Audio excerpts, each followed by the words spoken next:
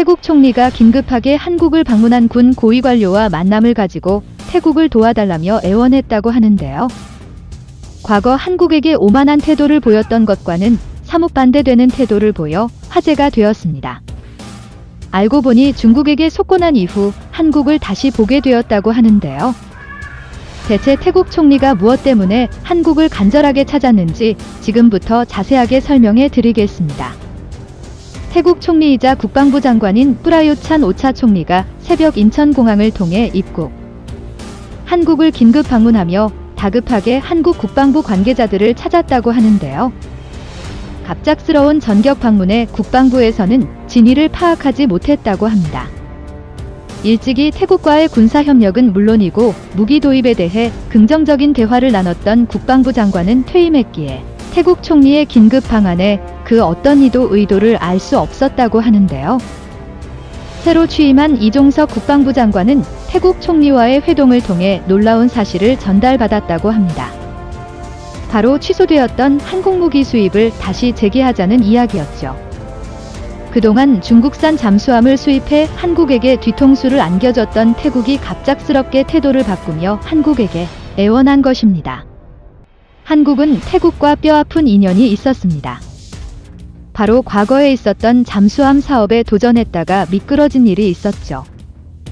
사업이 한국으로 확정되기 직전 중국이 대한민국의 자리를 대신 차지해 중국의 개입으로 대한민국은 사업을 따내지 못했습니다. 일찍이 태국은 해양강국의 지위를 유지하고자 잠수함에 눈을 떴고 이를 수입하기 위해 여러 국가의 잠수함 수입을 타진했습니다.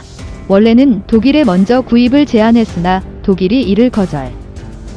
결국 태국 정부는 공개 입찰로 선회하면서 피 튀기는 잠수함 입찰 경쟁이 시작되었죠. 방산업계에서 이름을 날리고 있는 한국 역시 도전장을 내밀었고 대우조선해양은 뒤에 세미 1400 모델을 태국에게 제안했죠. 프랑스와 러시아도 태국 잠수함 사업에 도전장을 내밀었습니다. 당시로서는 최첨단 기종의 킬로 66형 잠수함 스콜펜급 잠수함이 경쟁에 뛰어들었죠. 한국도 선진국에 비하면 후발주자였지만 가성비면에서 탁월했기에 도전해볼 만하다는 입장이었고 태국은 한국 잠수함에 관심을 보였습니다. 애초에 구입하려고 했던 독일 잠수함 모델과 흡사한 형태인 대한민국 부대에 깊은 관심을 보이며 수익 직전까지 흘러갔죠. 그러나 돌연 이 계약은 취소되었습니다. 당시 총리이자 국방부 장관이었던 프라윕 찬 오차 총리가 한국과의 계약을 거절하고 중국 잠수함과 계약을 추진한 것입니다. 중국의 갑작스러운 사업 수주는 잠수함 업계에서 충격이었습니다. 중국도 태국 잠수함 모델 수주 경쟁에 뛰어들었지만 중국의 진수한 잠수함이 공사 일용 잠수함은 당시 기술 수준에서 한국에 못 미치는 잠수함 수준이었기 때문이죠. 당연히 한국 방산업체와 정부는 태국 정부에게 항의를 했습니다. 기존 논의를 뒤엎을 정도로 문제가 있는 것이 무엇인지 물었다고 하는데요. 하지만 태국에서는 그 어떠한 답변도 없이 중국만 주장했다고 합니다. 결국 한국은 최종 대상자 선정을 눈앞에 두고 중국이 최종 대상자가 되는 것을 지켜봐야 했다고 합니다. 이 결정에는 중국 정부의 개입이 상당했다고 하는데요. 다른 국가들과 달리 파격적인 수준이었다고 합니다. 공사의 인력 잠수함 3척을 8억 4천만 달러 하나로 구축 940억 원에 제공. 거기에 결제 방식도 25년 거치 분할 상환에 무이자를 약속했죠. 운용기간 전 기간에 걸쳐 중국 정부의 품질 보증까지 공급하며 심지어 계약가의 3배에 달하는 태국산 농산물과 공산품을 절충교역 형태로 구매한다는 달콤한 제안을 끝내고 온 것이죠. 그 밖에도 태국 총리 프라윕 총리에게도 로비를 진행. 당시 쿠데타로 권력을 잡은 군부 출신 브라이언 총리는 정치적 기반이 약해 대내외에서 압박을 많이 받았습니다. 태국 왕실의 승인을 받았지만 불안한 상황이었죠. 그런데 프라윕 총리를 중국이 지지하겠다고 한 것입니다. 비밀협약을 통해 프라윕 총리를 중국이 지지해주는 대신 친중 행보를 보이는 것과 중국산 무기를 구입하는 것을 조건으로 그런 것이죠. 당연히 프라윕 총리는 이 제안을 받아들이고 친중으로 돌아선 것입니다. 한국은 이러한 정치적 계산의 희생양이 된 것이죠. 중국과 좋은 관계를 유지하던 프라윕 총리는 그러나 중국의 진짜 모습을 보게 됩니다. 달콤한 말에 속은 것을 뒤늦게 깨달은 것이죠. 태국은 잠수함은 물론이고 중국 인민해방군의 주력 탱크 인부의 T4 28대를 계약하는 모습을 보이며 중국과 협력을 강화했습니다. 보이띠4 탱크가 배치된 중국 이외의 국가는 태국이 처음이었죠. 무기 수출이면 태국이 중국을 배려한 것이 아닙니다.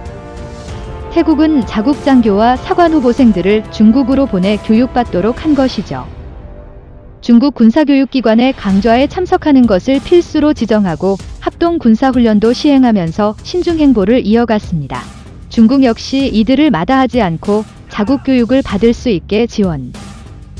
이와 더불어 태국 북동부 콘텐주에 군용 무기 및 장비 생산 시설까지 지어주면서 중국 태국의 관계는 공고할 것으로 보였습니다.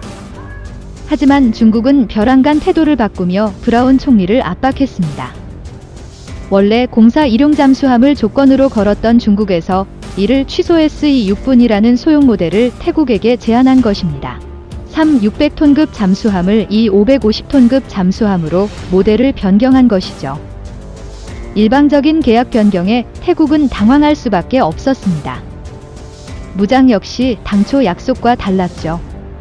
공사 한 명이 운영하던 YJ-1 8초음속 함대함 미사일은 최대 사거리가 540km에 달하고 표적 인근으로 가속하는 위협적인 무기입니다.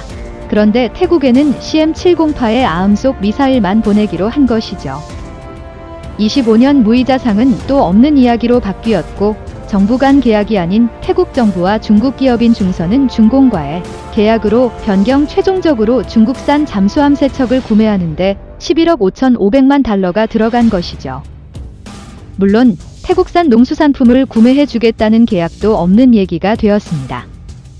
완전히 당했지만 그럼에도 불구하고 브라운 총리는 중국을 지지하는 모습을 보였습니다. 이 결정은 전적으로 태국을 위하는 모습이 아닌 자기 자신의 권력을 보전하기 위한 정치적 결정이었죠. 쿠데타로 정권을 잡은 세월이 꽤 흘렀음에도 불구하고 시민들과 태국 왕실에서 브라운 총리에 대한 다른 생각을 보이면서 정치적 입지가 날로 좁아진 프라유 총리가 믿을 것은 오직 중국뿐이었기 때문이었죠. 그러나 시기의 대응 실패로 인해 프라후 총리에 대한 재신임 논의가 등장하는 한편 연정정부 지도자들 역시 그에 대해 불신임을 표하며 그를 축출하고 진정한 태국 지도자를 뽑는 일에 나서야 한다고 주장했습니다. 야당인 미래의 선진당은 총리 불신임안을 5월에 제출. 푸어타이당은 패통탄 친나와디라는 신진 정치인을 총리 후보로 내정하며 프라요 씨를 몰아내기 위한 준비를 착실히 진행 중에 있었죠. 중국의 유일한 동아줄이었던 그는 중국 의존도가 심해졌습니다. 그런 그가 완전히 중국과 척을 지는 관계로 바뀐 일이 벌어졌죠. 바로 최근 방콕에서 진행된 선거가 결정적인 계기였습니다. 미국 수도 방콕에서 브라질 총리의 반대파 인사가 당선되었습니다. 차차 신디판 전 교통부 장관이 방콕 시장으로 당선되면서 브라질 정권에 큰 부담이 되었죠. 이를 막기 위해 브라운 총리는 중국에게 도움을 요청했으나 거절당했다고 하는데요. 알고 보니 차차 신디판 전 교통부 장관의 당선에 중국계의 지지가 있었던 것이 드러나며 중국이 당선에 기여한 것이 밝혀진 것이죠. 정치적 불리함을 감수하고도 자신의 권력을 위해 중국을 지지했으나 중국에서 자신이 반대하는 정계의 인물을 방콕 시장으로 올리자 심한 배신감을 느낀 브라질 총리는 중국을 멀리하기 시작했습니다. 이전이라면 상상도 하지 못할 결정을 내린 것이죠. 잠수사 문제에 있어서도 예전과는 다른 결정을 내린 것인데요. 대표적인 것이 중국에서 현재 건조 중인 SE-6 잠수함인데요. 이유가 핵심 부품 수주를 중국에 금지하는 정책을 세움에 따라 SE-6의 잠수함 부품 중 핵심 부품인 독일산 엔진을 사용할 수 없게 되면서 중국에서는 납품 기회를 온전히 맞출 수 없다고 주장한 것이죠. 그러지 않아도 중국산의 반발이 심한 태국에서는 브라질 총리를 비난하며 중국산 잠수함 도입에 거부하는 항의, 시위가 일어났죠. 예전 같았으면 이런 시위를 무시했을 테지만 브라질 총리는 중국산 잠수함 사업을 중지시키고 한국으로 간 것입니다라고 매몰차게 거절했던 한국산 잠수함 수입을 위해 총리가 결자 해지를 위한 결단에 나선 것이죠. 심지어 한국산 무기가 세계적으로 명성을 얻고 있다며 중국과 맞서기 위한 K-30 전차 수입까지 한국에게 제안했습니다. 거기에 그치지 않고 미국 주도의 인도태평양 경제 프레임워크를 태국이 가입하겠다고 나서기까지 했죠. 중국이 가장 불편해하는 IPF를 태국이 나서겠다고 하자 중국 입장에서는 당황하지 않을 수 없었다고 합니다. 분명 중국 편이라고 생각했던 태국이 돌연 방침을 바꾼 것이기 때문이죠. 게다가 태국 해군은 미국산 첨단 드론 시스템까지 도입했는데요. 과거 중국산 무기만 수입하며 미국과 거리 두기에 나섰던 브라운 총리가 중국을 배제하고 미국과 친해지는 행보를 보인 것입니다. 한국과 미국 등 반중국 전선에 가입하며 태국은 중국과 선을 확실히 그은 것이죠. 다급해진 중국은 태국의 마음을 되돌리기 위해 급하게 선물을 준비했습니다. 중고 잠수함 2척을 비공식적으로 제안하면서 잠수함 인도를 기다리는 동안 사용을 하고 선심을 쓴 것이죠. 어떠한 비용도 받지 않고 무상으로 제공한 것입니다. 반면 태국은 중국의 변심에 흔들리지 않고 한국 무기 수입을 요청한 상황. 한국 입장에서는 과거 실패했던 협상에서 유리하게 진행할 수 있게 되었죠. 자주포와 전차는 물론이고 잠수함 구입까지 말하며 한국만 쳐다보는 태국. 과거 한국을 무시했던 태국이 잘못된 선택 한 번으로 더 비싼 값으로 한국 무기를 수입하게 되었는데요. 과연 태국 잠수함 사업은 어떻게 흘러가게 될까요? 시청해주셔서 감사합니다.